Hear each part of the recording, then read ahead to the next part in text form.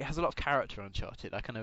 Okay. I like it. I've also been playing on like the. I was playing on like, the hardest difficulty. I was trying to get like the platinum trophy, which is the equivalent of like getting 100% of achievements on Xbox. It's kind of the same thing, Sure. but yeah. So I've been actually playing on the highest difficulty, and I was kind of impressed by it actually because it's like I don't know whether I've got, as I said, I don't know whether I got better or the controllers got better. Like it's the opposite of blame your equipment. I think it's made me better. But it's like, but I think, yeah, no, I kind of really enjoyed it. It was like the right level of difficulty.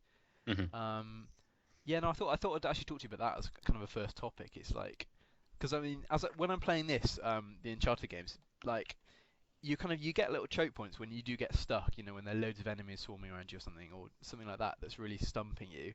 Yeah. But it's you're kind of there. The choke point maybe like 5-10 minutes at most, and then you move on, and you feel like you're making progress, and you feel like it's your fault if you lose. And I was kind of talk about that, like kind of difficulty levels in games. Like, what are kind of games where you kind of like play on the hardest difficulty, or like is there anything where you just like play on the easiest, just you don't want to get through the story, or Um, well, I tend to always go for hardest difficulty anyway to get those an achievements. achievement, or yeah, Yeah, exactly. that's legit. Um, but I find with most games, it's just, all the hardness does is, you can get more gold or whatever you need for the currency for the game, Mm. or like the enemies have less health. That's about it. Like, there's not much difference. I think I want to say Bioshock is quite a good example of that. Mm.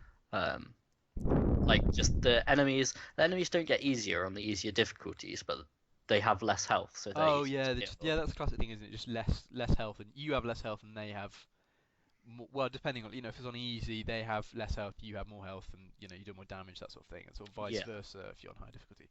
yeah. I mean, yeah, I mean we were talking about that before, like the podcast, but like I think the classic example of playing like of hard difficulty done wrong, I think is a lot of the COD games.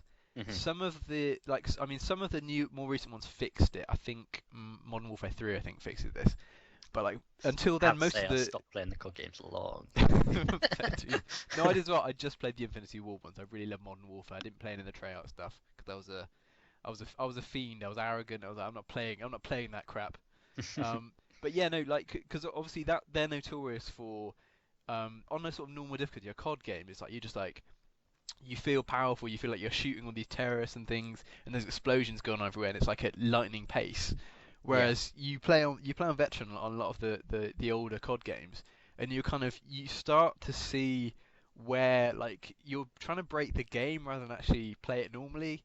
Like like obviously Yeah, because you've got all you can see all the spawn points that they yeah just kind of like you're trying to break past, like yeah push your exactly AI teammates through.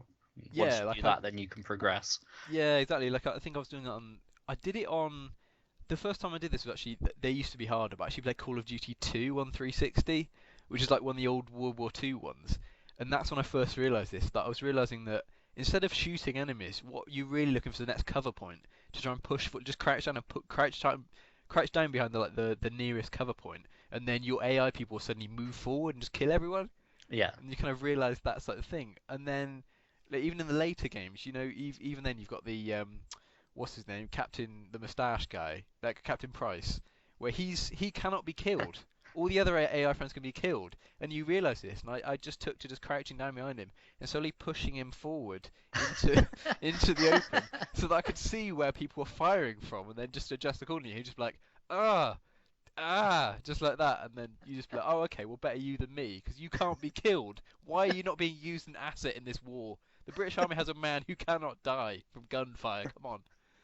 Um, I think the other one I'd say was like Halo. I think is another example of doing it right. I think kind of like Uncharted, where like obviously Halo's really famous for kind of the AI, which I know is kind of a weird thing to say now, but especially when it came out, that was a big deal. That Hmm. like they actually do things rather than just standing there. Like if you go behind a rock, they'll watch the rock, and I mean that doesn't sound revelatory now, but at the time it really was. Like they'd actually flank you and all these kind of things. And on harder difficulties on Halo, it's not just that your health is lower, the AI does actually get ramped up.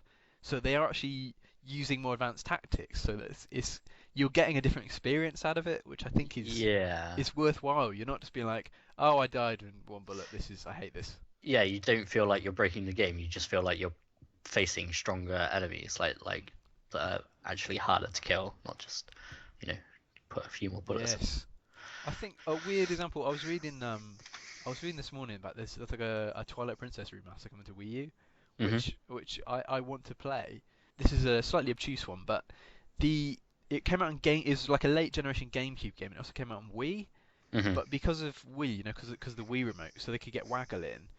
They what they did was they literally flipped the entire game, including which hand like Link uses his sword arm.